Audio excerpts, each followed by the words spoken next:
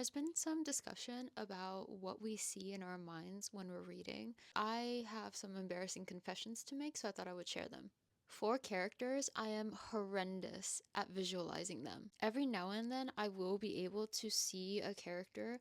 The only problem is my brain will latch onto that person, and for a while, any other book I read has that face, has that person in it. That visual becomes a visual aid for every other book. For example, Henry from The Secret History to me looks like Zane Holt. When I read A Little Life, Willem, who is so clearly Scandinavian and blonde, looks like Zane Holt. But most of the time, I just don't see anything. So, for example, when I read Bunny, I didn't see Samantha. Same thing with Babel. No one really looked like anything. What I see in my mind is like the MySpace icon from the 2000s.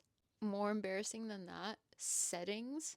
Forget about it. By far, one of the most frustrating books for settings that I read in a while was Piranesi. I, for the life of me, could not imagine the statues and the vegetables. Like, it just was not computing in my brain. Are there oceans? Huh? It's gotten to the point where instead of just reading the book, I will first go online and see if I can find an image of the setting or of the characters. In terms of general reading experience, like the visuals I see, someone on here mentioned that when they read, it's like a movie is going on in their head and they won't realize they're reading until they're interrupted. I wish I had that, but I just have fleeting images. For instance, in Lapvona, oh my god, in Lapvona, Jude to me looks like Jude from A Little Life.